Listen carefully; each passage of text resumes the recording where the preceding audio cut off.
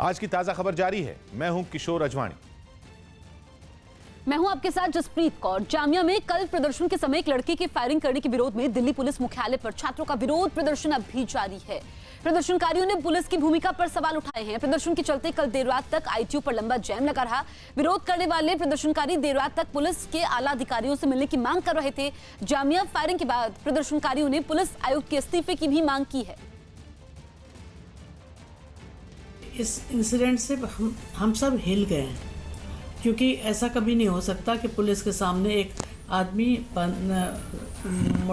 इतना पिस्टल दिखाता फिरे और उसको कोई रोक ना सके। मैं शादाब और उसके पेरेंट्स को ये बताना चाहती हूँ कि हमारी जिम्मेदारी है उस बच्चे को देखना।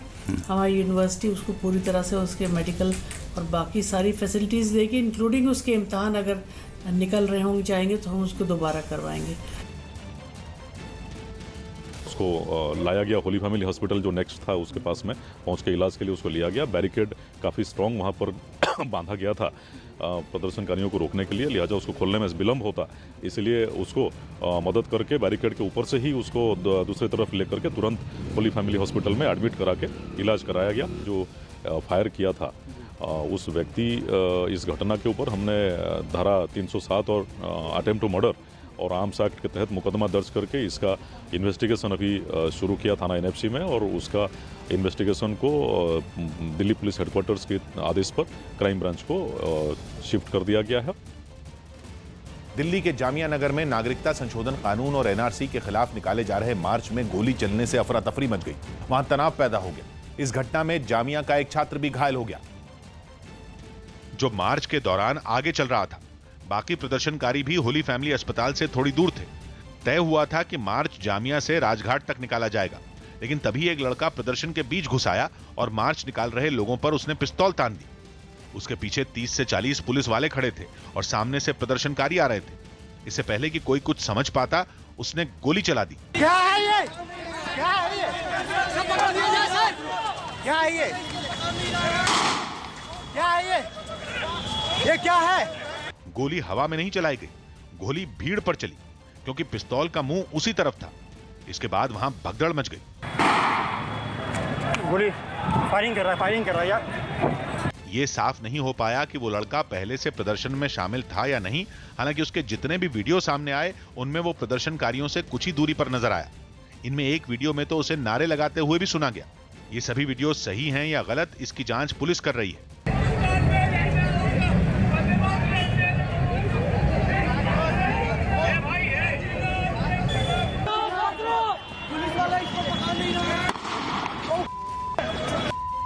लगी उसको, गोली लगी उसको। गोली चलने के बाद पुलिस वालों ने भी आरोपी को दबोचकर अपनी गाड़ी में डाल दिया। इसी दौरान वहां चीख पुकार मचने लगी, क्योंकि फायरिंग में जामिया का एक छात्र घायल हो गया। शुरुआती जांच में बताया गया कि गोली उसके बाएं हाथ को छूते हुए निकली, जिसके बाद उसके हाथ से खून बहने लगा और वहां मौजूद सभी लोग बुरी तरह घबरा गए। गोली लगी हाथ में लग गया भाई। जल्दी भागो। घटना होली फैमिली अस्पताल के करीब हुई, इसलिए बिना देरी किए उसे वहां ले जाया गया। न्यूज़ 18 की टीम वहीं मौजूद थी और सबसे पहले घायल छात्र से बात की। एक लड़का अरे भाई वो बड़ा तीखा सा था, वो बंदूक चलाते हुए आया और मार दिया। हाँ, एक शख्स देखिए घायल हुआ है। एक लड़का यहाँ पर इसके हाथ में, ये बता रहे हैं कि कुछ चोट लगी है, क्योंकि यहाँ पर आप देख सकते हैं। कुछ लोगों ने दावा किया कि साजिश के तहत आरोपी वहां पहुंचा, जबकि कुछ लोगों की दलील है कि वो अचानक वहां आ गया। हालांकि पुलिस ने इन दोनों दावों में से किसी की भी पुष्टि नहीं की। वो इधर से आया है जम करके, सामने उसने कट्टा ताना है और बोला है कि आओ तुम्हें मैं आज़ादी देता हूं। और जब लोगों ने कहा कि मीडिया कर्मी भी थे, जो बहुत लोगों ने उस कैप्चर को किया है, उसने फिर बैक हटा थोड़ी सी। जब तक पुलिस इधर से आती उतने में वो एकदम सामने, कोई ऊपर नहीं कोई नीचे नहीं, एकदम सामने उसने फायर किया। और जामिया में हुई घटना के जितने भी वीडियो सामने आए उनमें आरोपी ने अपनी पहचान छिपाने की कोशिश नहीं की। उसके चेहरे पर भी कोई कपड़ा नहीं था। ऐसा उसने जानबूझकर किया या उसका कोई और मकसद था, पुलिस इसके बारे में भी पता लगाने में जुटी है। इस मामले की शुरुआती जांच में आरोपी से जुड़ी कई अहम जानकारियां भी सामने आई। पुलिस ने बताया कि आरोपी नाबालिग है और वो ग्रेटर नोएडा के जेवर का रहने वाला है। यही नहीं, पुलिस ने उसके फेसबुक अकाउंट के बारे में भी अहम जानकारी दी। बताया गया कि गोली चलाने से पहले आरोपी ने कई बार फेसबुक लाइव किया। इसके अलावा दावा है कि उसने गोली चलाने से कुछ ही मिनटों पहले फेसबुक पर कई विवादास्पद पोस्ट लिखी थी। इस पूरे मामले में आरोपी की पहचान सामने आने के बाद आम आदमी पार्टी ने सीधे गृह मंत्री अमित शाह को निशाने पर ले लिया। जब उनको लग रहा है हर हाल में हारेंगे, तो अब दिल्ली का चुनाव टालने की दृष्टि से ये गृह मंत्री अमित शाह ने गहरी साजिश रची है। आम आदमी पार्टी के हमले के बाद जामिया की घटना दिल्ली चुनाव में बहस का मुद्दा बन गई। कांग्रेस महासचिव प्रियंका गांधी भी इसमें पीछे नहीं रहीं। उन्होंने ट्वीट करते हुए पीएम से इस घटना पर तीखे सवाल पूछे। हालांकि विरोध बढ़ता देख बीजेपी ने इस पूरी घटना पर अपना रुख साफ किया। इसने डिटेन किया, पुलिस पता लगाएगी और ये सब कुछ जो नाटक है वो चल रहा है, क्योंकि आप किस मुंह से उठेंगे वो नहीं समझ आ रहा, वो बहाना ढूंढ रहे हैं उठने का। वहीं इस पूरे मामले पर गृह मंत्री अमित शाह और दिल्ली के मुख्यमंत्री अरविंद केजरीवाल भी ट्विटर पर आमने सामने आ गए। अमित शाह ने जामिया की घटना की निंदा की और आरोपी के खिलाफ सख्त कार्रवाई का भरोसा दिया। केंद्रीय गृह मंत्री ने अपने ट्वीट में लिखा कि केंद्र सरकार इस तरह की किसी भी घटना को बर्दाश्त नहीं करेगी। वहीं अमित शाह के इस ट्वीट के जवाब में केजरीवाल ने दिल्ली के हालात पर चिंता जताई और केंद्र सरकार को दिल्ली में कानून व्यवस्था बनाए रखने की नसीहत दी। दिल्ली विधानसभा चुनाव प्रचार के समय सबसे ज्यादा मुकदमे आम आदमी पार्टी के नेताओं और कार्यकर्ताओं पर दर्ज किए गए। चुनाव आयोग की तरफ से जारी किए गए आंकड़ों के मुताबिक आम आदमी पार्टी के नेताओं और कार्यकर्ताओं के खिलाफ अब तक 19 केस दर्ज किए जा चुके हैं, जिनमें 15 मामले डिफेसमेंट ऑफ प्रॉपर्टी एक्ट यानी रोक के बावजूद बैनर पोस्टर लगाने पर दर्ज हुए हैं, जबकि 2 केस आदर्श आचार संहिता के उल्लंघन पर दर्ज किया गया है। वहीं कांग्रेस के खिलाफ अभी तक 7 केस दर्ज हुए हैं, जबकि बीजेपी के खिलाफ अब तक सिर्फ 4 केस ही दर्ज हुए हैं। इसके अलावा आर्म्स एक्ट के तहत 303 केस दर्ज हुए हैं और 330 लोगों को गिरफ्तार किया गया है। 17 FIRs under DPDP Act against Aam Aadmi Party and 2 FIRs for violation of MCC. So total 19. Against BJP, 3 FIRs for under DPDP, that means defacement, and 1 for violation of model code. So total 4. Himachal Pradesh के लाहौल स्पीति में भारी बर्फबारी से परेशान लोग चंदा इकट्ठा कर बंद सड़कों को खोलने में जुट गए। बर्फबारी की वजह से पूरे इलाके की सड़कें बंद हो गई, जिनको खोलने के लिए लोगों ने चंदा इकट्ठा किया और जमीन खोदने वाली मशीन बुलाकर सड़क से बर्फ हटाने लगे। पूरे इलाके में इतनी भारी बर्फबारी हुई कि पहाड़ों के बीच से होकर गुजरने वाली सड़क का अंदाजा लगाना भी मुश्किल हो गया। यही वजह है कि मशीन की मदद से सड़क खोलने में भी काफी मुश्किलों का सामना करना पड़ा। इलाके में जहां तक नजर गई बर्फ की मोटी चादर दिखाई दी। पहाड़ों के साथ कई पेड़ और सड़क पर खड़ी गाड़ियां भी बर्फ से ढक गईं, जबकि कुछ जगहों पर लोग खुद ही सड़क से बर्फ हटाने में जुट गए। सड़कों पर बर्फ जमा होने से पूरे इलाके में लोगों की आवाजाही बंद हो गई और लोग घरों में रहने को मजबूर हो गए। समाजवादी पार्टी के नेता अबू आजमी के बेटे फरहान ने उद्धव ठाकरे के अयोध्या दौरे पर जो बयान दिया, उस पर महाराष्ट्र का सियासी पारा चढ़ गया। मुख्यमंत्री उद्धव ठाकरे अपनी सरकार के 100 दिन पूरे होने पर 7 मार्च को अयोध्या जाएंगे और उनके इसी दौरे पर अबू आजमी के बेटे फरहान आजमी का बयान आया था। 3 दिन पहले मुंबई में CAA के खिलाफ हुए प्रदर्शन में फरहान आजमी ने मुख्यमंत्री पर निशाना साधा था। इस दौरान वो इतने गुस्से में थे कि उन्होंने अयोध्या में मंदिर निर्माण की हिमायत करने वाले उद्धव ठाकरे को खुली चेतावनी दे दी थी। इसको धमकी जो भी समझना चाहे समझ सकते हैं, लेकिन अगर उद्धव ठाकरे जी मुख्यमंत्री की कुर्सी पर बैठकर ये कहेंगे कि मैं 7 मार्च को अयोध्या जाने वाला हूं, तो मैं भी जाऊंगा उनके साथ और हम लोग साथ जाएंगे, लेकिन एक कंडीशन होगा कि वो राम मंदिर का निर्माण करेंगे, हम बाबरी मस्जिद का निर्माण करेंगे। फरहान आजमी ने भले ही उद्धव ठाकरे के बारे में बोलते हुए ये बयान दिया, लेकिन बात राम मंदिर की थी, लिहाजा बीजेपी ने उन पर जोरदार हमला किया। मुझे लगता है कि अबू आजमी के जो सुपुत्र हैं, उनके अंदर बाबर की आत्मा जो है समाहित है और वो बाबर की आत्मा बुलवा रही है। लेकिन मैं स्पष्ट तौर से बताना चाहता हूँ कि दुनिया में कोई ऐसी ताकत नहीं है जो भगवान राम के मंदिर के अतिरिक्त वहाँ पर कुछ भी निर्माण कर सके। समाजवादी पार्टी महाराष्ट्र में महाविकास आघाड़ी गठबंधन का हिस्सा है। यही वजह है कि फरहान आजमी के उद्धव ठाकरे के खिलाफ आग उगलते ही गठबंधन के अंदर खलबली मच गई और शिवसेना ने उनको संभलकर बोलने की नसीहत दी। सभी नेताओं को इसका ख्याल रखना चाहिए और अपने काम के ऊपर ध्यान देना चाहिए। जहां तक राम मंदिर और बाबरी मस्जिद का फैसला है वो हो चुका है, सुप्रीम कोर्ट का निर्णय अंतिम है। विवाद बढ़ा तो अबू आजमी खुद सामने आए और अपने बेटे के बयान से खुद को और समाजवादी पार्टी को अलग कर लिया। मैं बिल्कुल से कंडेम करता हूँ, ये उनका अपना स्टेटमेंट है, समाजवादी पार्टी को कोई लेना देना नहीं है। फ्रांस की राजधानी पेरिस में प्रदर्शन कर रहे दमकल कर्मियों की पुलिस से झड़प हो गई। दमकल विभाग के ये कर्मचारी वेतन बढ़ाने समेत कई मुद्दों पर प्रदर्शन करने पहुंचे थे, लेकिन जल्द ही यह प्रदर्शन हिंसक झड़प में बदल गया। वहां की एक सड़क पर जब प्रदर्शनकारी जमा हुए तो उन्हें पुलिस ने खदेड़ने की कोशिश की, लेकिन वो लोग भागने के बजाय पुलिस से ही भिड़ गए, जिसके बाद मारपीट शुरू हो गई। पुलिस के जवानों ने डंडों से उन्हें पीटना शुरू किया तो हेलमेट लगाए दमकल विभाग के कर्मचारियों ने लात और घूंसों से उन पर वार किया। थोड़ी देर के लिए पूरा इलाका लड़ाई के मैदान में बदल गया। इसके बाद पुलिस ने प्रदर्शनकारियों से निपटने के लिए आंसू गैस के गोले दागने शुरू कर दिए।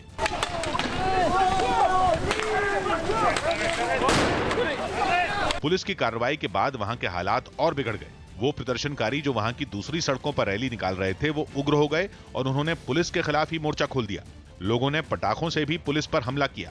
इस दौरान पुलिस ने उन्हें रोकने के लिए पानी की बौछार भी की। बताया गया कि प्रदर्शन के दौरान हुई हिंसा में कई दमकल कर्मी गंभीर रूप से घायल हो गए, जिन्हें इलाज के लिए अस्पताल पहुंचाया गया।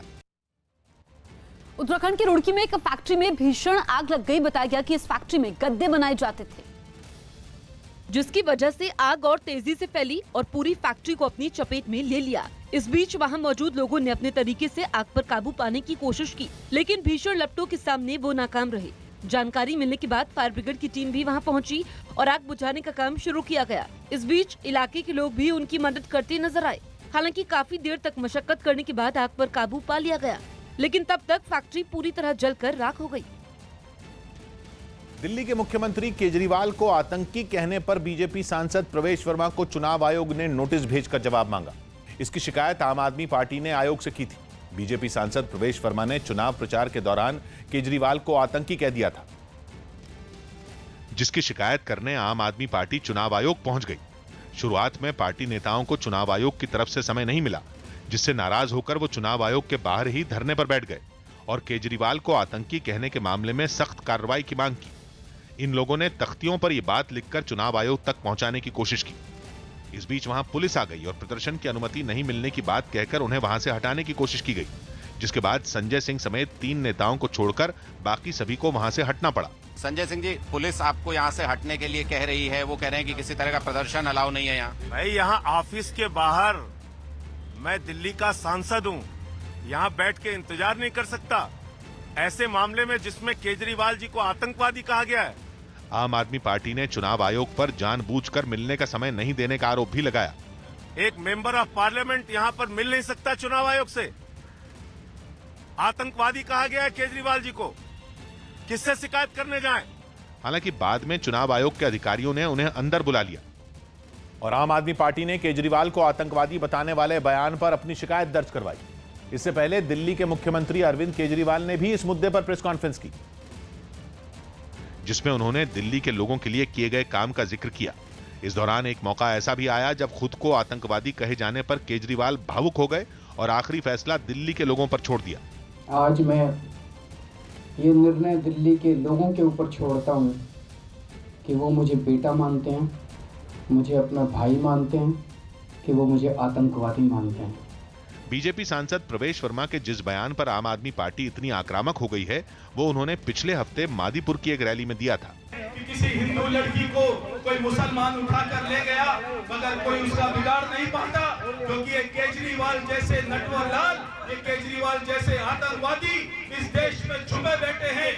हालांकि बाद में वो अपने बयान से पलट गए थे। चुनाव आयोग की सख्ती की वजह से बीजेपी नेता भी बैकफुट पर आ गए, लेकिन अब भी वो घुमा फिराकर केजरीवाल पर उसी अंदाज में निशाना साध रहे हैं। ये उनका बयान होगा, लेकिन मेरा ये मानना है वो दिल्ली को जलाने वालों के साथ खड़े हैं। दिल्ली चुनाव में विवादास्पद बयानों के मामले में चुनाव आयोग पहले से ही सख्त है। पहले ही आपत्तिजनक बयानों के कारण चुनाव आयोग प्रवेश वर्मा को बीजेपी की स्टार प्रचारकों की सूची से बाहर कर चुका है। यही नहीं, उनके प्रचार करने पर भी चुनाव आयोग ने 4 दिनों का प्रतिबंध लगा दिया है। जाहिर है, अब आतंकवादी वाले इस बयान के कारण प्रवेश वर्मा की मुश्किलें और ज्यादा बढ़ सकती है।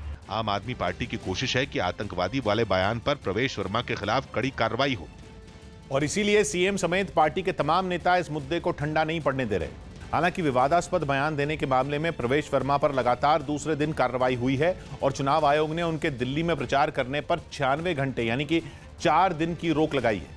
एक दिन पहले उन्हें बीजेपी के स्टार प्रचारकों की लिस्ट से भी बाहर किया जा चुका है। इसके अलावा विवादास्पद नारे लगवाने वाले केंद्रीय मंत्री अनुराग ठाकुर के चुनाव प्रचार करने पर भी 72 घंटे यानी कि 3 दिन की रोक लगी है। अनुराग ठाकुर और प्रवेश वर्मा दोनों को एक ही दिन चुनाव आयोग के नोटिस का जवाब देना था और चुनाव आयोग की तरफ से मिला समय पूरा होने के बाद दोनों नेताओं पर एक और कार्रवाई हुई, जिसकी वजह से अगले कुछ दिन तक दोनों नेता सामान्य कार्यकर्ता के तौर पर भी बीजेपी के लिए प्रचार नहीं कर पाएंगे। यूपी के कासगंज में अवैध रूप से गैस रिफिलिंग करते समय एक वैन में अचानक तेज धमाकों के साथ आग लग गई। आग की लपटें इतनी तेजी से उठी कि देखते ही देखते पूरी गाड़ी धूं-धूं कर जल गई। पूरा मामला कासगंज के कोतवाली सिरपुरा क्षेत्र का है, जहां वैन में रसोई गैस के सिलेंडर से गैस रिफिलिंग की जा रही थी। तभी अचानक वैन में आग लग गई और एक तेज धमाका हुआ। हादसे के बाद गैस डालने वाला आदमी वहां से फरार हो गया। फिलीपींस के एक शहर में एक मिनी ट्रक ने बाइक सवार 2 लोगों को जोरदार टक्कर मार दी। ये घटना रिहायशी इलाके में एक चौराहे पर हुई, जहां रेड लाइट सिग्नल न होने की वजह से पहले मिनी ट्रक रुका और उसके सामने से आ रही सफेद कार धीमी रफ्तार में वहां से गुजर गई। कार के गुजरते ही मिनी ट्रक के ड्राइवर ने भी गाड़ी रफ्तार में आगे बढ़ाई, लेकिन तभी दाहिनी ओर से आ रही तेज रफ्तार बाइक उससे भिड़ गई। बाइक में एक महिला और एक आदमी सवार था। टक्कर लगते ही दोनों गिर पड़े, लेकिन आदमी तुरंत खड़ा भी हो गया। उसने मिनी ट्रक के ड्राइवर को संभलकर गाड़ी चलाने की नसीहत दी और फिर सड़क पर गिरी महिला का हाल जाना। इस टक्कर में महिला मामूली रूप से घायल हुई। मुंबई में एक एसी लोकल ट्रेन के उद्घाटन के मौके पर शिवसेना सांसद अरविंद सावंत रेल राज्य मंत्री पर भड़क गए। पनवेल से ठाणे के बीच चलने वाली इस ट्रेन के उद्घाटन के लिए रेलवे की ओर से शिवसेना सांसद को भी बुलाया गया था, लेकिन मंच पर लगे बड़े से बैनर में अपना नाम नहीं होने पर उन्हें गुस्सा आ गया। हालांकि ट्रेन के उद्घाटन होने तक वो चुपचाप बैठे रहे, लेकिन जैसे ही उन्हें मंच पर बोलने का मौका मिला, उन्होंने अपनी नाराजगी जता दी। उन्होंने अपने साथ कई और सांसदों के नाम नहीं होने पर भी रेल राज्य मंत्री को खूब सुनाया। आज ऐसा महसूस हो रहा है कि यह अवमानित किया जाता है, ये अच्छा नहीं लग रहा है और जो कोई कर रहा है उसके ऊपर कार्रवाई की मांग करते हैं। अरविंद सावंत यही नहीं रुके, उन्होंने तो यहाँ तक कह दिया कि अगर रेलवे ने ये गलती किसी दूसरे राज्य में की होती तो हंगामा खड़ा हो जाता। जो तरीका है ये तरीका सिर्फ मुंबई में है, बाहर इनकी हिम्मत भी नहीं होगी। यूपी में करेंगे, सांसद जीने नहीं देगा फिर। इसके बाद रेल राज्य मंत्री सुरेश अंगड़ी ने रेलवे की गलती मानकर अरविंद सावंत की नाराजगी को दूर करने की कोशिश की। मैं आज जिसका नाम इधर नहीं है ये एरिया में, इसके लिए रेलवे मंत्री की वजह से मैं आप लोगों का क्षमा चाहता हूँ। इसके आगे वो नहीं होने जाएंगे। पटना के कंकड़बाग इलाके में हुए सड़क हादसे में एक बाइक सवार की मौत के बाद हिंसा भड़क गई। हालात इस कदर बिगड़ गए कि पुलिस को हवाई फायरिंग करनी पड़ी, क्योंकि सड़क हादसे के कुछ ही देर बाद वहां भीड़ जुट गई। इसके बाद कई बसों और ट्रकों को आग के हवाले कर दिया गया। भीड़ को खदेड़ने के लिए पुलिस ने पहले लाठीचार्ज किया और जब इससे भी बात नहीं बनी तो उसने हवाई फायरिंग की। इसके बाद भीड़ तितर-बितर हो गई। फायरिंग कर रहा मेरे पे, जल्दी करने, पीछे बैठा, फायरिंग कर रहा मेरे पे। तो पटना में सड़क दुर्घटना के बाद आज एक बार फिर से बवाल हुआ है और देखिए नाराज भीड़ ने किस कदर गाड़ियों को अपना निशाना बनाया है। एक बस में आग लगा दी गई है, पूरी तरह से धू-धू कर ये बस जल गई। इस घटना के बाद इलाके में तनाव पैदा हो गया। भीड़ ने कई बसों और ट्रकों को फूंक दिया। इसके अलावा कई गाड़ियों में तोड़फोड़ भी की गई। शुरुआती जांच में पुलिस ने बताया है कि बाइक सवार की मौत एक ट्रक के नीचे आने से हुई। यह हादसा उस वक्त हुआ जब वो सड़क पार करने की कोशिश कर रहा था। हैदराबाद में शादी के लिए इस्लाम कबूल करने वाला लड़के ने मानवाधिकार आयोग से मदद मांगी है। हैदराबाद में मुस्लिम लड़की से शादी के लिए इस्लाम कबूल करने वाले एक 26 साल के लड़के ने मानवाधिकार आयोग से मदद मांगी है। लड़के के मुताबिक लड़की के परिवार के कहने पर उसने इस्लाम कबूला, लेकिन अब लड़की का परिवार शादी से इनकार कर रहा है। हिमाचल प्रदेश के नाहन में एक फैक्ट्री में मशीन की चपेट में आकर एक आदमी की मौत हो गई। झारखंड के रांची में कार में हथियार लेकर घूम रहे 2 लड़कों को पुलिस ने गिरफ्तार कर लिया। कोरोना वायरस के संदिग्ध मरीज को दून अस्पताल से एम्स ऋषिकेश के लिए रेफर किया गया है। राजस्थान के चुरू में एक भीषण सड़क हादसे में वैन सवार 2 लोगों की मौत हो गई, जबकि हादसे में 3 लोग घायल हो गए। भारत और न्यूजीलैंड के बीच 5 मैचों की T20 सीरीज का चौथा मैच आज वेलिंगटन में खेला जाएगा, जहां भारत पहले ही T20 सीरीज पर अपना कब्जा जमा चुका है। मध्य प्रदेश के सिवनी में आयोजित अंतर्राष्ट्रीय दंगल में हरियाणा के पहलवान को हराकर ईरान के पहलवान ने खिताब अपने नाम कर लिया। अलीबाबा के सह संस्थापक और चीन के सबसे अमीर शख्स जैक मा ने कोरोना वायरस का टीका बनाने के लिए 103 करोड़ दान करने की घोषणा की है। कोरोना वायरस के बढ़ते प्रकोप को देखते हुए वर्ल्ड हेल्थ ऑर्गेनाइजेशन ने इसे हेल्थ इमरजेंसी घोषित कर दिया है।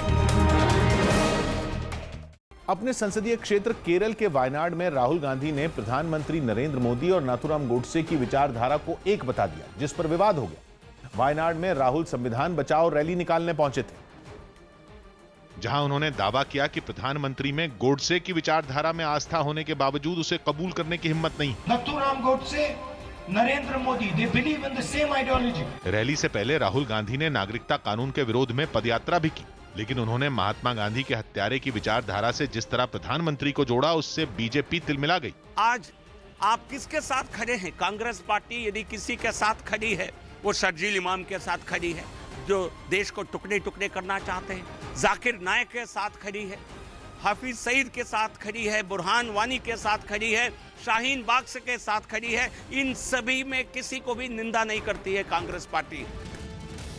मध्य प्रदेश के टीकमगढ़ में एक महिला ने एक आदमी के बीच सड़क पर चप्पलों से जमकर पिटाई कर दी। आरोपी कि उस आदमी ने महिला के साथ छेड़छाड़ की थी, जिसके बाद वहां मौजूद लोगों ने आरोपी को पकड़ लिया और महिला ने उसे चप्पलों से पीटना शुरू कर दिया। इस बीच वहां काफी भीड़ जमा हो गई, लेकिन महिला सबके सामने आरोपी पर चप्पल बरसाती रही।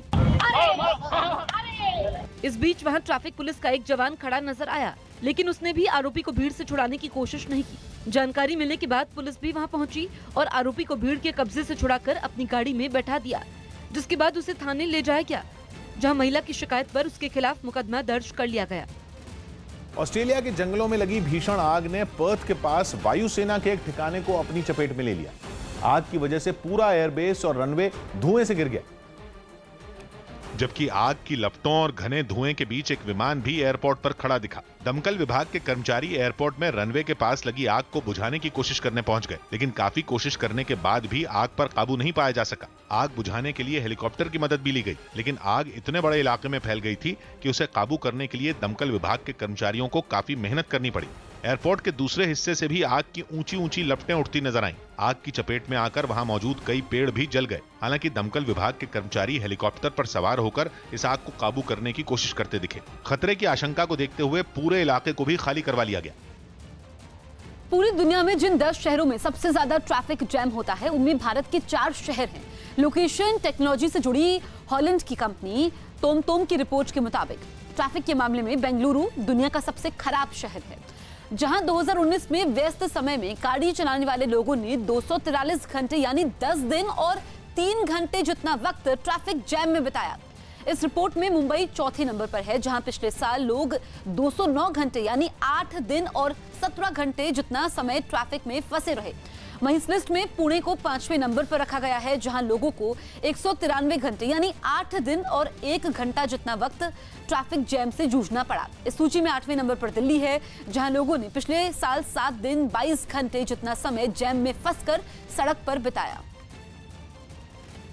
नागरिकता संशोधन कानून और एनआरसी के खिलाफ दिल्ली में जामिया के छात्रों ने राजघाट तक मार्च निकालने की कोशिश की। चूंकि पुलिस ने मार्च निकालने की इजाजत नहीं दी थी, इसलिए सभी प्रदर्शनकारियों को कुछ ही दूर जाने के बाद रोक दिया गया, जिसके बाद प्रदर्शनकारियों ने दिल्ली पुलिस के खिलाफ जमकर हंगामा किया।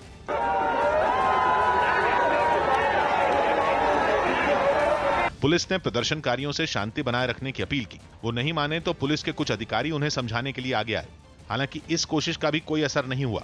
आपका एग्जांपल दे रहे हैं सब जगह। हाँ, एग्जांपल दिया जा रहा है, लेकिन सर हमारे राजघाट जाने क्यों नहीं दिया जा रहा है? आज चलो हम बोल रहे हैं ना, जाएंगे। अरे यार, प्रदर्शनकारियों को रोका गया तो उन्होंने दिल्ली पुलिस के खिलाफ अपनी नाराजगी जताई। छात्रों ने ह्यूमन चेन बनाकर प्रदर्शन किया और नागरिकता संशोधन कानून को वापस लेने की मांग की। जो यहाँ पर छात्रा है वो पूरी तरह से ह्यूमन चेन बनाकर इस एक पूरे प्रोटेस्ट को ऑर्गेनाइज वे में आगे लेकर बढ़ रहे हैं, ताकि यहाँ पर इसमें अव्यवस्था न फैले। और देखिए आगे लगातार नारेबाजी होते हुए अपने लॉन्ग मार्च को बढ़ा रहे हैं। पुलिस की सख्ती की वजह से प्रदर्शनकारी राजघाट तक मार्च नहीं निकाल पाए, इससे उनका गुस्सा फूट पड़ा। प्रोटेस्ट के लिए कोई इजाजत की जरूरत नहीं पड़ती सर, प्रोटेस्ट हमारा हक है, हम स्टूडेंट से हमने पढ़ाई। लेकिन पुलिस ने बैरिकेड लगाया। हम देखेंगे। पुलिस ने भले ही प्रदर्शनकारियों को राजघाट की तरफ बढ़ने से रोक दिया, लेकिन जामिया के कई छात्रों ने इसके विरोध में हंगामा किया, जिसके बाद पुलिस ने प्रदर्शनकारियों को घसीटकर गाड़ियों में बिठा दिया। जिन छात्रों ने पुलिस की इस कार्रवाई का विरोध किया, उन्हें भी हिरासत में ले लिया गया। हालांकि बाद में इन छात्रों को छोड़ दिया गया। इसके अलावा इलाके में सुरक्षा के बंदोबस्त भी बढ़ा दिए गए। यही नहीं, ड्रोन से पूरे इलाके की निगरानी भी की गई।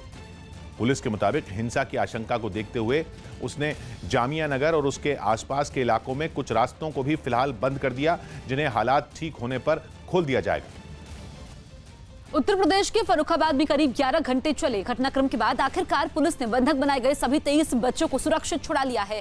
इस बीच एनकाउंटर में आरोपी सुभाष की मौत हो गई। मुठभेड़ में 5 पुलिसकर्मी समेत 6 लोग घायल हुए हैं। आरोपी सुभाष बाथम के घर से राइफल, तमंचे भी बरामद हुए हैं। इससे पहले उसने खत लिखकर पुलिस को बताया था कि लंबे समय से सरकारी योजना के तहत घर और टॉयलेट की मांग कर रहा था, जिस पर कोई सुनवाई नहीं हो रही थी।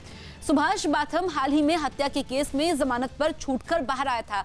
वहीं गुस्साई भीड़ ने आरोपी सुभाष बाथम की पत्नी को भी पीट कर घायल कर दिया, जिसके बाद में अस्पताल में मौत हो गई।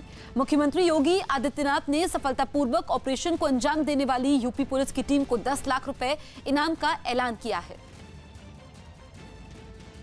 जब हम लोगों को ये लगा कि अब ये काफ़ी एग्रेसिव होने जा रहा है, तो आईजी कानपुर रेंज और डीएम और एसएसपी के टीम ने सभी ने डिसाइड किया कि we should attack and we should try to do it. धमकी जब बम चलाने की बात हुई तो पीछे के दरवाजे से पुलिस की टीम जो है, यूपी पुलिस की टीम ने उसको अंदर प्रवेश करना चाहा, उस पर फायर किया गया। इस सुभाष बाथम के द्वारा फायर किया गया और उस फायर के एक्सचेंज में पुलिस की टीम ने भी फायर किया, जिसमें ये सुभाष बाथम मारा गया और उसकी पत्नी को भी चोट लगी है, इंजर्ड हुई है, लेकिन सभी बच्चे सकुशल रेस्क्यू कर लिए गए हैं। इसके पीछे का गेट था, उसको तोड़ा, इसमें पुलिस के ऊपर फायर किया, बम फेंका, पुलिस ने जवाबी फायर किया, जिसमें अपराधी मारा गया है। और जितने भी 23 बच्चे जिसमें बंधक बना रखे थे, सभी बच्चे सुरक्षित बचा लिए गए हैं, रेस्क्यू कर लिए गए हैं। अब इन बच्चों को हम लोग इनके माता पिता को सपोर्ट करेंगे। आरोपी मारा गया सर? पब्लिक ने मारा इसको। मोबाइल लगा लो, मोबाइल जिस समय जिसने पुलिस पर फायर किया और पुलिस के ऊपर बम चलाया, उसी समय जवाबी फायरिंग में ये व्यक्ति मारा गया। देशद्रोह के आरोप में गिरफ्तार जेएनयू के छात्र शर्जील इमाम से पूछताछ के दौरान कई बड़ी बातें सामने आई हैं। दिल्ली पुलिस की क्राइम ब्रांच ने दावा किया कि शर्जील ने पूछताछ के दौरान एएमयू में विवादास्पद भाषण देने की बात कबूल कर ली। इसके अलावा उसने ये भी बताया कि विवादास्पद भाषण देने का वीडियो उसका ही है और वीडियो से कोई छेड़छाड़ नहीं हुई है। हालांकि शर्जील का कहना है कि सोशल मीडिया पर वायरल हुआ वीडियो पूरा नहीं है, क्योंकि एएमयू में उसने करीब 1 घंटे तक भाषण दिया था और उसी भाषण में उसने जोश में आकर असम को देश से अलग करने का विवादास्पद बयान दे दिया था। क्राइम ब्रांच का यह भी दावा है कि इस दौरान शर्जील ने बताया कि उसे अपने दिए भाषण पर कोई पछतावा नहीं है और आगे भी वो अपना विरोध जारी रखेगा, लेकिन जब उससे विवादास्पद भाषण देने की वजह पूछी गई तो उसने कोई जवाब नहीं दिया। जबकि पूछताछ करने वाले अफसरों का कहना है कि शर्जील ने सोची समझी रणनीति के तहत भाषण दिया था। न्यूज 18 की टीम ने जब शर्जील इमाम से एएमयू में विवादास्पद भाषण देने की वजह पूछी तो उसने चुप्पी साध ली। शर्जील कुछ बोलना चाहेंगे? आपने भड़काऊ भाषण दिए थे, कुछ बोलना चाहेंगे? जामिया यूनिवर्सिटी में कल एक लड़के की गोली चलाने के बाद यूनिवर्सिटी के पूर्व छात्रों के एसोसिएशन ने दिल्ली के न्यू फ्रेंड्स कॉलोनी में केंद्रीय मंत्री अनुराग ठाकुर, बीजेपी सांसद परवेश वर्मा और मॉडल टाउन से बीजेपी उम्मीदवार कपिल मिश्रा के खिलाफ शिकायत दर्ज करवाई है। दरअसल दिल्ली के चुनावी रैली के समय इन तीनों नेताओं पर विवादास्पद बयान देकर जनता को उकसाने का आरोप लगा है। शिकायत दर्ज होने के बाद बीजेपी नेता कपिल मिश्रा ने ट्वीट कर तंज कसा, लिखा कि जामिया मिलिया इस्लामिया ने मेरे और अनुराग जी और प्रवेश वर्मा जी के खिलाफ शिकायत दर्ज करवाई है। मैं इस सम्मान को सहर्ष स्वीकार करता हूं। मुझे गर्व है कि टुकड़े टुकड़े गैंग के पेट में मरोड़े उठ रहे हैं और ये डर हमें अच्छा लगा। बजट सत्र में संसद के भीतर सरकार हर मुद्दे पर बहस के लिए तैयार है। संसद भवन में हुई सभी दलों की बैठक में प्रधानमंत्री मोदी ने विपक्ष के नेताओं को यह भरोसा दिया। बैठक में विपक्ष ने देश के मौजूदा हालात पर चिंता जताई और बजट सत्र में राष्ट्रपति के अभिभाषण और बजट के अलावा दूसरे अहम मुद्दों पर भी चर्चा की मांग की। एनआरसी से लेके सीए लेके जिस तरीके की भ्रम फैला जा रहा है, भय भीत और डर की माहौल सारे हिंदुस्तान में पैदा हुए हैं, उस विषय पे हम चर्चा मांग करेंगे। कश्मीर को लेकर मांग करेंगे। सदन में तो हमारा बजट की बात जो चर्चा होगी, हमारे हिंदुस्तान की वित्तीय व्यवस्था चरमरा गया है, जर्जर हो गए हैं, ये सारे विषय को लाएंगे हम लोग। वहीं राज्यसभा में विपक्ष के नेता गुलाम नबी आजाद ने सरकार पर युवाओं और किसानों की अनदेखी का आरोप लगाया। एक तरफ से अहंकार जो है सरकार का वो झलकता है, उन्हें कोई परवाह नहीं है कि जनता मरे, जिंदा रहे, सड़कों पर रहे। किसानों की जो हालत है उसके बारे में कोई उनको फिक्र नहीं है। तो ये तमाम चीज़ों के बारे में हम लोगों ने कहा है। बजट सत्र के दौरान सभी दल संसद को बेहतर तरीके से चलाने में मदद करें, इस मकसद से बैठक बुलाई गई थी, जहां प्रधानमंत्री नरेंद्र मोदी ने विपक्ष की राय सुनी और हर तरह की बहस के लिए सरकार के तैयार होने का भरोसा दिया। प्रधानमंत्री जी ने ये कहा है सिर्फ डिबेट नहीं है, समृद्ध डिबेट होना चाहिए। This is the word of the honourable prime minister. इसलिए समृद्ध चर्चा के लिए, स्ट्रक्चर्ड चर्चा के लिए सरकार पूरे से पूरे तैयार है। इस वक्त की बड़ी खबर आपको बता दें, जम्मू श्रीनगर नेशनल हाईवे पर नगरोटा के पास सुरक्षा बल ने एक आतंकी को ढेर कर दिया है। आज सुबह हाईवे पर 2 से 3 आतंकवादी देखे गए थे। आतंकी एक ट्रक में सवार थे। आतंकवादियों ने टोल प्लाजा नगरोटा के पास पुलिस पर फायरिंग की और जंगल की ओर भाग गए। आतंकवादियों की फायरिंग में 2 पुलिसकर्मी घायल हो गए हैं। दोनों ओर से गोलीबारी जारी है। पवन हमारे सहयोगी फोन लाइन पर मौजूद हैं। पवन, सुरक्षा बलों को सफलता मिली है, एक आतंकी ढेर हुआ है, ताजा स्थिति क्या है, कितने और आतंकी हैं? देखिए, इस तरह की घटना है जो नगरोटा जम्मू श्रीनगर नेशनल हाईवे पे टोल प्लाजा है। यहाँ पे एक ट्रक में कुछ आतंकी थे जिसकी सूचना पुलिस को मिली और वहाँ पर जब ट्रक को रोका गया तो उन्होंने फायरिंग शुरू कर दी। तो आतंकी एक जंगल की तरफ निकले थे, तब से इनकाउंटर जहाँ पर शुरू था। अभी एक आतंकी को मारने में सफलता मिल चुकी है सुरक्षा बलों को, जबकि 2 पुलिसकर्मी भी इसमें घायल हुए हैं। चारों तरफ से एरिया जो है वो कार्डन किया गया है। जम्मू कश्मीर पुलिस, सीआरपीएफ और चाइना की टीमें जो है वो वहाँ मौके पर पहुंची हुई है। एरिया पूरा घिरा हुआ है, घना जंगल है और फॉग इस समय बहुत ज्यादा है इस इलाके में। यही वजह है कि अभी इनकाउंटर में देरी हो सकती है, लेकिन एक आतंकी को मारने में सफलता मिल चुकी है। 2 से 3 आतंकी बताए जा रहे हैं जो ट्रक में सवार थे। अभी भी पूरे एरिया को घेरा गया है और दोनों तरफ से रुक कर फायरिंग जारी है। बिल्कुल, तो पवन हमारे सहयोगी जानकारी दे रहे थे कि 2 से 3 आतंकवादी हो सकते हैं। उनकी तलाश में सर्च ऑपरेशन जारी है और वहां पर घना जंगल है, कोहरा भी काफी ज्यादा है, ऐसे में ऑपरेशन में वक्त लग सकता है। यूपी के देवरिया में भोजपुरी गायक खेसारी लाल यादव के कार्यक्रम में लोगों ने एक दूसरे पर कुर्सियों से हमला कर दिया। खेसारी लाल के मंच पर पहुंचते ही करीब पहुंचने की कोशिश में भीड़ बेकाबू हो गई और लोगों ने एक दूसरे पर कुर्सियां फेंकनी शुरू कर दी। भीड़ में हर तरफ कुर्सियां चलती नजर आई। कई लोग एक दूसरे पर कुर्सियों से हमला करते दिखे। इस बीच मंच से भी लोगों को शांत रहने की अपील की गई, लेकिन इस अपील का भीड़ पर कोई असर नहीं पड़ा। प्लीज आप लोग बैठ जाइए, आप ही के लिए कार्यक्रम इतना बड़ा। हालात बेकाबू होते देख वहां मौजूद पुलिस ने लोगों को दूर हटाना शुरू कर दिया। हंगामा करने वाले दर्शकों पर लाठियां भी भांजी गई, लेकिन पुलिस वालों की मौजूदगी के बाद भी वहां हंगामा जारी रहा। हालांकि खेसारी लाल यादव ने हंगामे के बीच भी अपना कार्यक्रम जारी रखा। आप लोग अपना चालू रखिए, मैं अपना चालू रखता हूं।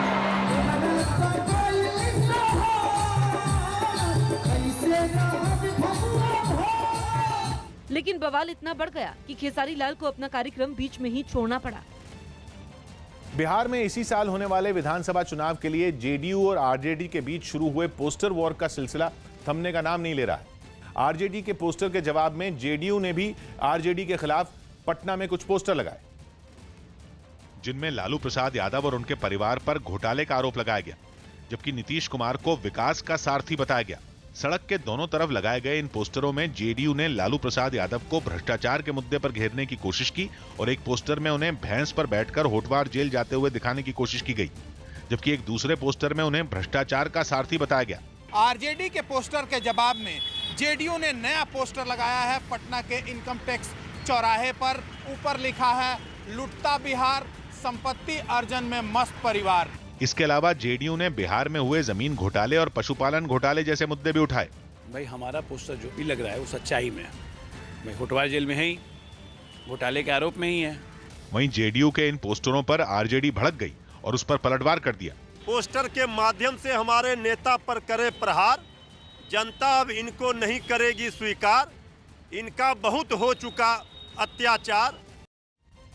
बिहार में मैट्रिक और इंटर की परीक्षाओं के लिए जारी किए गए प्रवेश पत्रों में बड़े पैमाने पर गड़बड़ियां होने की वजह से छात्र परेशान हो गए। कई छात्रों के प्रवेश पत्रों में उनके जेंडर और विषय तक गलत लिख दिए गए हैं, जिसकी वजह से छात्र भटकने को मजबूर हो गए। कोई हल नहीं निकलने की वजह से परेशान छात्रों ने अपने प्रवेश पत्रों के साथ प्रदर्शन भी किया। वहां बोर्ड की परीक्षाएं शुरू होने में सिर्फ 3 दिन बचे हैं, लेकिन छात्रों के प्रवेश पत्र को अभी तक ठीक नहीं करवाया गया, जिसकी वजह से छात्र डरे हुए हैं। मेरा सब्जेक्ट और जेंडर चेंज हो गया है, और पहले डमी एडमिट कार्ड पर सारा ठीक था। छात्रों के साथ उनके माता पिता और टीचर भी परेशान हो रहे हैं। बच्चे बहुत परेशान हो रहे हैं, साथ में अभिभावक भी परेशान हैं और हम लोग भी परेशानी में फंस रहे हैं। परेशान छात्रों ने प्रवेश पत्र में हुई इन गलतियों को जल्द से जल्द ठीक करने की मांग की। निवेदन के साथ यही कहना चाहती हूँ कि हम लोग का जल्द से जल्द सुधार किया जाए। हालांकि अभी तक बिहार विद्यालय परीक्षा समिति की ओर से कोई कदम नहीं उठाया गया है। उत्तर प्रदेश के शाहजहांपुर में बंदरों के आतंक से छुटकारा पाने के लिए गांव के लोगों ने अनोखी तरकीब निकाली। इन लोगों ने भालू जैसी दिखने वाली ड्रेस और मुखौटा मंगवाकर गांव के 2 लोगों को भालू की शक्ल दे दी, जिसके बाद ये लोग पूरे इलाके में घूमकर वहां मौजूद बंदरों को भगाने की कोशिश करने लगे। भालू को देखते ही गांव में मौजूद बंदर पेड़ों पर चढ़ गए, जिसकी वजह से भालू बने दोनों लोगों को काफी मुश्किल का सामना करना पड़ा। इस दौरान गांव के बच्चों की भीड़ भी भालू बने लोगों के पीछे पीछे दौड़ती रही। गांव के लोगों ने बताया कि उनकी कोशिश के बाद बंदरों के आतंक को काबू करने में काफी मदद मिली। बंदर तो मतलब है, लेकिन वो ज्यादा उत्पाद नहीं मचा रहे हैं। पहले गली में कहीं बच्चा कोई ब्रेड लेके जा रहा है तो उसको भी तुरंत मतलब छीन लेते थे। वन विभाग के अधिकारियों ने भी बंदर भगाने के लोगों के इस तरीके की तारीफ की। यदि कोई प्रयास कर रहा है किसी प्रकार से कि बंदर उनके क्षेत्र में न आए और जानवर को हार्म नहीं हो रहा है यदि बंदरों को, तो किया जा सकता है इस प्रकार से। फ्रांस में बर्फ से ढकी सड़क पर बाइकों और कारों की रेस करवाई गई। एएमवी कप नाम की इस प्रतियोगिता में सिर्फ इलेक्ट्रॉनिक कारों ने ही हिस्सा लिया था, जो बर्फ से ढकी खतरनाक रास्तों पर स्टंट करती दिखी। लेकिन इस प्रतियोगिता की सबसे बड़ी खासियत बाइकों की रेस रही। बर्फ पर दौड़ रही बाइकें एक दूसरे से आगे निकलने की होड़ करती दिखी। ये बाइकें बर्फ पर न फिसले, इसके लिए उनके पहियों में खास तरह की कीलें लगाई गई थी। लेकिन इसके बावजूद वहां बाइक दौड़ाना आसान नहीं था। इस दौरान कई बाइक सवार संतुलन खोते भी दिखे, लेकिन फिर भी वो रेस में बने रहे। इस खास तरह की रेस को देखने के लिए वहां बड़ी तादाद में लोग भी पहुंचे थे, जिनको बाद में इन बाइक सवारों से मिलने का भी मौका मिला। आतंकी संगठन जैश-ए-मोहम्मद ने एक बार फिर भारत के खिलाफ बड़ी साजिश रची है। सूत्रों से मिली जानकारी के मुताबिक जैश-ए-मोहम्मद के आतंकी इस बार दिल्ली में हमला करने की फिराक में है। इसके अलावा खुफिया एजेंसियों को 6 राज्यों में जैश-ए-मोहम्मद के 6 मॉड्यूल का भी पता चला है। बताया गया कि दिल्ली पर हमला करने की जिम्मेदारी इन 6 राज्यों में छिपे आतंकियों को ही सौंपी गई है। सूत्रों ने यह जानकारी भी दी कि हमले की योजना के लिए ये आतंकी पाकिस्तान में बैठे पुलवामा हमले के गुनहगारों से लगातार संपर्क में है। मधेपुरा में व्यापारियों ने भारत बंद के समय दुकानदार से मारपीट के विरोध में हंगामा किया। बिहार के मधेपुरा में भारत बंद के समय दुकान खुली करने वाले व्यापारी के साथ मारपीट की गई, जिससे खपा इलाके के व्यापारियों ने बीच सड़क पर प्रदर्शन और नारेबाजी की। पटना में पुलिस ने बैंक और गहनों की दुकान को लूटने की योजना बना रहे एक बदमाश को वारदात को अंजाम देने से पहले ही धर दबोचा।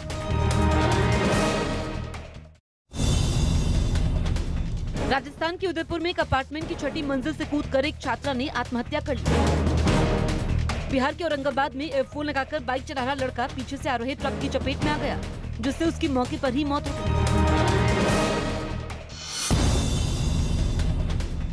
यूपी के कासगंज में कार में अवैध तरीके से गैस भरने के समय एक जोरदार धमाका हुआ, जिससे कार में आग लग गई और देखते ही देखते कार जलकर राख हो गई। यूपी में देवरिया महोत्सव के समय भोजपुरी गायक खेसारी लाल यादव के गाने के समय बेकाबू भीड़ ने जमकर हंगामा किया और कुर्सियां फेंकी। एनसीपी नेता और उद्धव सरकार में मंत्री जितेंद्र आव्हाड का इंदिरा गांधी और इमरजेंसी पर दिया बयान महाराष्ट्र सरकार के लिए फजीहत की वजह बन गया। हालांकि बयान के तूल पकड़ने के बाद वो मुकर गए, लेकिन तब तक देर हो चुकी थी। जितेंद्र आव्हाड ने एक दिन पहले बीड में इमरजेंसी के मुद्दे पर इंदिरा गांधी पर सवाल खड़े किए थे। इंदिरा गांधीने असंच लोकशाहीचा गळा एकेकाळी घोटण्याचा प्रकार केला। देशातला कोणीही बोलायला तयार नव्हता। आव्हाड कांग्रेस के समर्थन से बनी उद्धव सरकार में मंत्री हैं, लिहाजा इंदिरा गांधी पर उनके हमले को बीजेपी ने फौरन लपक लिया। मैं उनके मत से सहमत हूँ। मुझे विश्वास है कि महाराष्ट्र की ठाकरे सरकार के उनके सहयोगी पक्ष कांग्रेस शिवसेना इस विधान से अपनी सहमति व्यक्त करेंगे। बयान के बहाने बीजेपी ने ठाकरे सरकार पर निशाना साधा तो शिवसेना अपनी सहयोगी एनसीपी को नसीहत देने को मजबूर हो गई। इन सभी नेताओं ने सरकार के कामकाज पे ध्यान देना चाहिए और जो हमने लोगों को वायदा किया है उसको पूरा करने के लिए अपना सारा समय बिताना चाहिए और ऐसी सारी बयानबाजियों से अपने आप को अलग रखना चाहिए। विवाद बढ़ा तो जितेंद्र आव्हाड अपने बयान से पलट गए। मैंने बीड में जो भाषण किया उस भाषण के कुछ मुद्दे निकाल करके उसको संदर्भ के सहित न बताते हुए कुछ अलग ही बताया जा रहा है। इंदिरा गांधी का आदर करने वाला मैं एक कांग्रेसी हूँ। बयानबाजी की वजह से भद्द पिटती देख कांग्रेस के संजय निरुपम ने ट्वीट किया और सहयोगियों को इतिहास भूलकर वर्तमान में जीने की सलाह दी। इटली के रोम में एक लग्जरी क्रूज में सवार लोगों के नीचे उतरने पर रोक लगाने की वजह से करीब 7,000 लोग जहाज में ही फंस गए। स्पेन से इटली पहुंचे इस क्रूज में सवार 2 यात्रियों में कोरोना वायरस के लक्षण नजर आए थे, जिसके बाद इसे बंदरगाह से दूर ही रोक दिया गया और क्रूज में सवार किसी भी यात्री को नीचे नहीं उतरने दिया गया। इस क्रूज में करीब 7,000 लोग सवार थे, जिनमें ज्यादातर इटली घूमने आए सैलानी थे। लेकिन हांगकांग के 2 सैलानियों के कोरोना वायरस से पीड़ित होने की खबर मिलने के बाद जहाज को दूर ही रोक दिया गया। Insomma, si aspettassero i risultati delle analisi, perché comunque sono il sindaco di una città e quindi ho il dovere. Cruise को दूर रोकने के बाद वहां डॉक्टरों की एक खास टीम को भी बुलाया गया, जिन्होंने जहाज पर चढ़कर सभी यात्रियों की जांच शुरू की। इस बीच कोस्ट गार्ड की कई टीमें भी जहाज की निगरानी में जुटी रहीं। हालांकि वहां की प्रशासन ने जल्द ही सभी सैलानियों की मेडिकल जांच पूरी होने के बाद उन्हें बाहर जाने देने का भरोसा दिया। केरल के एर्नाकुलम में एक मंदिर में थलप्पोली उत्सव के समय हुई आतिशबाजी की चपेट में आने से 17 लोग घायल हो गए। जिस वक्त यह हादसा हुआ, सैकड़ों लोग इस आतिशबाजी को देखने के लिए मंदिर पहुंचे थे। जैसे ही आतिशबाजी शुरू हुई, उसकी चपेट में वहां खड़े कई लोग आए।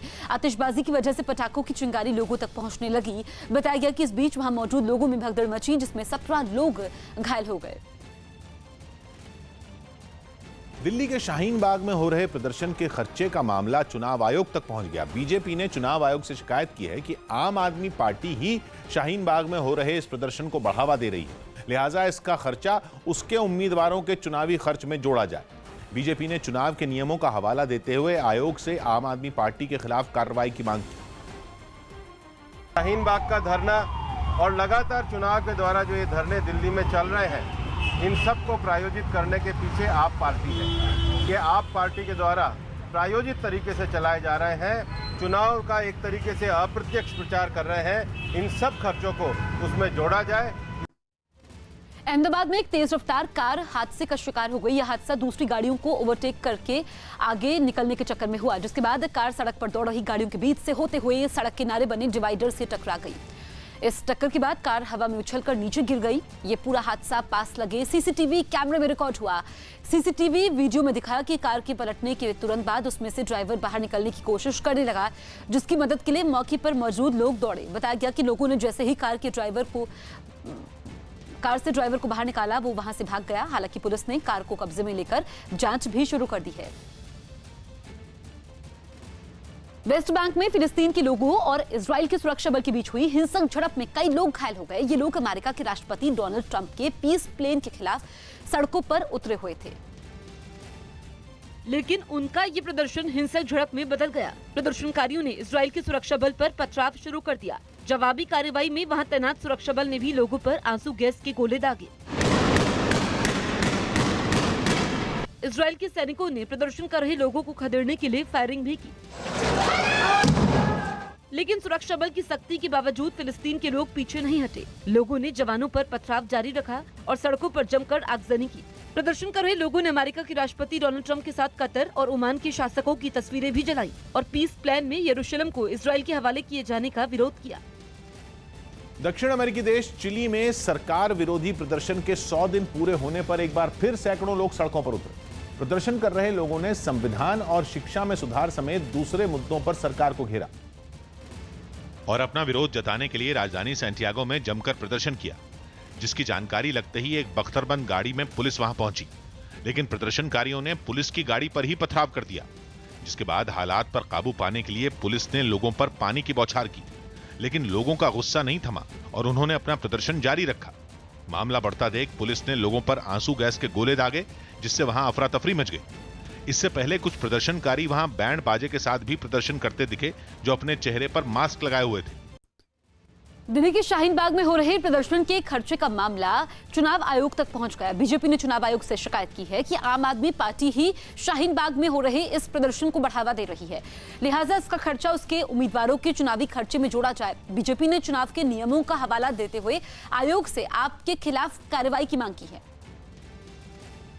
शाहीन बाग का धरना और लगातार चुनाव के द्वारा जो ये धरने दिल्ली में चल रहे हैं, इन सब को प्रायोजित करने के पीछे आप पार्टी है। ये आप पार्टी के द्वारा प्रायोजित तरीके से चलाए जा रहे हैं, चुनाव का एक तरीके से अप्रत्यक्ष प्रचार कर रहे हैं, इन सब खर्चों को उसमें जोड़ा जाए।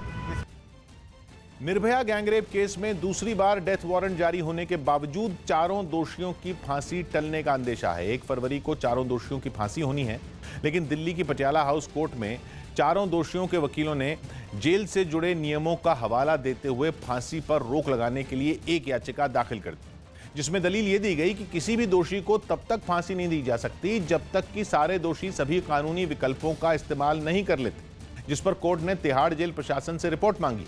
निर्भया केस में दोषी विनय ने राष्ट्रपति के पास दया याचिका भेजी है, जिस पर अभी फैसला होना बाकी है, जबकि दोषी अक्षय सिंह की भूल सुधार याचिका सुप्रीम कोर्ट में खारिज हो चुकी है। हालांकि उसके पास राष्ट्रपति के पास दया याचिका भेजने का विकल्प बचा है। वहीं कानूनी दांवपेच के बीच फांसी देने के लिए पवन जल्लाद तिहाड़ जेल पहुंच चुके हैं। राजस्थान के भीलवाड़ा में एक शादी के समय बारातियों को हेलमेट बांटे गए। दूल्हे के साथ बारात में शामिल कई लोग दुल्हन के घर पहुंचे, जहां दुल्हन के घर वालों ने सभी बारातियों को एक एक हेलमेट दिया। बताया गया कि लोगों को सड़क सुरक्षा के लिए जागरूक करने के मकसद से दुल्हन के घर वालों ने यह तरीका अपनाया। इस बीच बाराती भी काफी खुश नजर आए। सबने हेलमेट पहनकर खूब फोटो भी खिंचवाई, साथ ही दूसरे लोगों को भी जागरूक करने का भरोसा दिया। जेडीयू से निकाले जाने के बाद प्रशांत किशोर और पवन वर्मा को आरजेडी ने अपने साथ आने का न्योता दे दिया। पार्टी विरोधी गतिविधियों के आरोप में एक दिन पहले ही जेडीयू ने इन दोनों को पार्टी से बाहर कर दिया था, जिसके बाद आरजेडी नेता तेज प्रताप यादव ने दोनों नेताओं को आरजेडी में आने का न्योता दे दिया। प्रशांत किशोर को इन्होंने इस्तेमाल किया और वर्मा जी को इन्होंने इस्तेमाल करके आखिर ये कारनामा किया, छोड़ दिया। प्रशांत किशोर आए यहाँ, आरजेडी में उनका वेलकम। प्रशांत किशोर और पवन वर्मा को पार्टी में शामिल करने के आरजेडी के न्योते पर जेडीयू ने चुटकी ली और इन दोनों नेताओं की तुलना कोरोना वायरस से कर दी। इनको लेना है लें, कोरोना वायरस को अपने पास रखें, अपना नाश करवाएं, इससे अच्छा क्या हो सकता है। हमें कोई मेहनत ही नहीं करने की जरूरत पड़ेगी।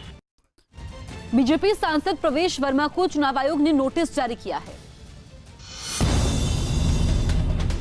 दिल्ली के सीएम अरविंद केजरीवाल को आतंकवादी बताने पर बीजेपी सांसद प्रवेश वर्मा को चुनाव आयोग ने नोटिस जारी कर आज शाम 5 बजे तक जवाब मांगा है। Bhim army chief Chandrashekhar Jamia firing में घायल हुए छात्र से मिलने एम्स पहुंचे, जहां इजाजत न होने की वजह से उन्हें घायल छात्र से बिना मिले वापस लौटना पड़ा।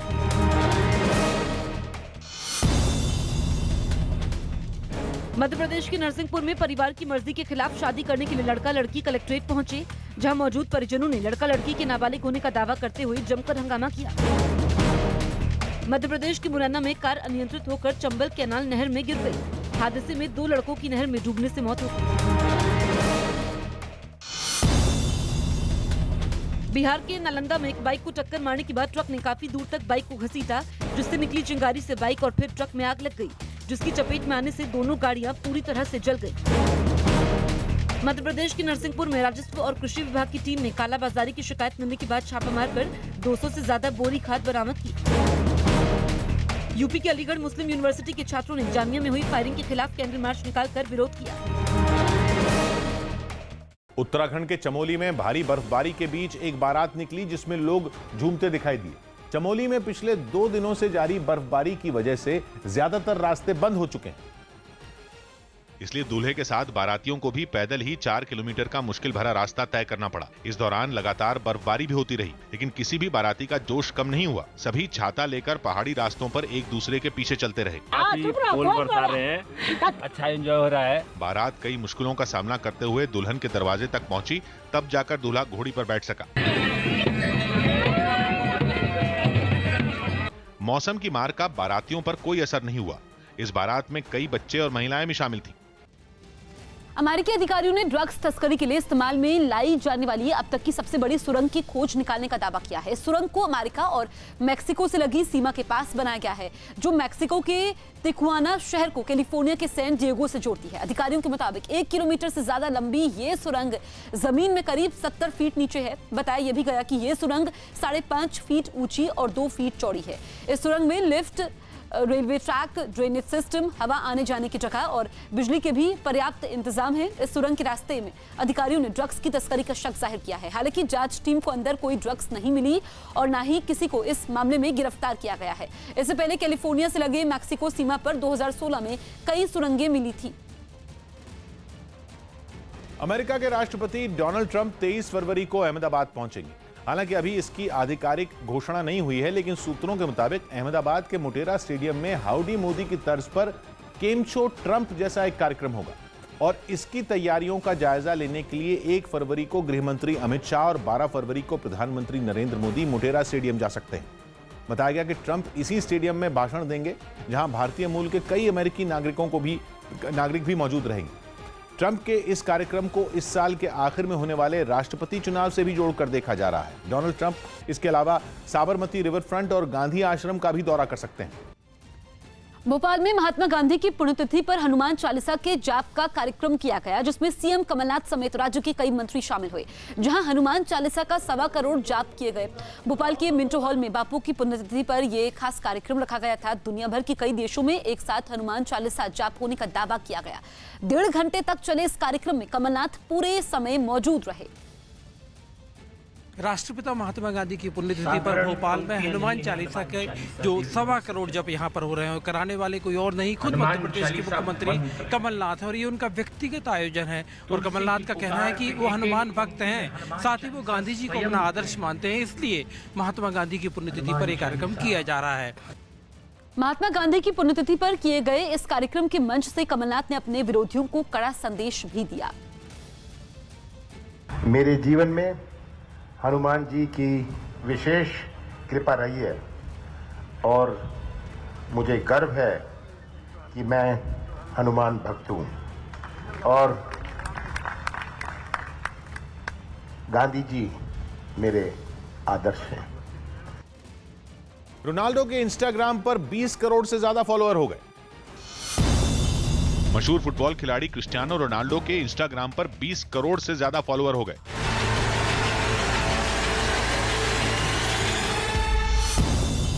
आरजेडी नेता तेज प्रताप यादव ने प्रशांत किशोर को आरजेडी में शामिल होने का न्योता दिया। एक दिन पहले ही जेडीयू ने पार्टी लाइन के खिलाफ बयान देने के आरोप में प्रशांत किशोर को पार्टी से बाहर कर दिया था। प्रशांत किशोर आए यहाँ, आरजेडी में उनका वेलकम। दिल्ली विधानसभा चुनाव पर चुनाव आयोग ने एक एडवाइजरी जारी की और सभी दलों से सांप्रदायिक माहौल बिगाड़ने वाले बयान न देने को कहा गया। पश्चिम बंगाल बीजेपी अध्यक्ष दिलीप घोष ने एक बार फिर विवादास्पद बयान दिया है। दरअसल कोलकाता में नागरिकता कानून के समर्थन में दिलीप घोष रैली कर रहे थे, तभी एक लड़की ने सीएए और एनआरसी का विरोध करना शुरू कर दिया। लड़की ने विरोध में प्ले कार्ड दिखाया, जिससे घोष भड़क गए। तो तारा যদি আমাদের র্যালির কাছে এসে থাকে, প্ল্যাকেট কেড়ে নিয়ে ছেড়ে দিয়েছিল, তাদের 14 পুরুষের ভাগ্য ভালো, আর অন্য কিছু করেনি। কারণ প্রদর্শন করার জন্য অনেক বাঘ পড়ে আছে, অনেক সার্কাস পড়ে আছে। আমাদের কর্মীদের সামনে আসেন কেন? খবর হওয়ার জন্য না শহীদ হওয়ার জন্য? এটা খুব দুর্ভাগ্যজনক। এটা যেন না করেন আমি বলছি, কারণ আমরা অনেক সহ্য করেছি। এই ছেলে খেলাটা আর সহ্য করব না। पश्चिम बंगाल के बीजेपी अध्यक्ष दिलीप घोष ने कोलकाता में प्रशासन से इजाजत नहीं मिलने के बावजूद रैली निकाली, जिसे पुलिस ने रोक दिया। दिलीप घोष ने प्रशासन पर जानबूझकर रैली की इजाजत नहीं देने का आरोप लगाया। तो कोलकाता में बीजेपी के अध्यक्ष दिलीप घोष ने रैली निकाली और वहां पर पुलिस ने रैली को रोका, क्योंकि उन पर बिना इजाजत रैली निकालने का आरोप है। और दिलीप घोष, जो कि पश्चिम बंगाल के बीजेपी के अध्यक्ष हैं, उन्होंने कहा कि जानबूझकर प्रशासन उनको रैली निकालने की इजाजत नहीं दे रहा है।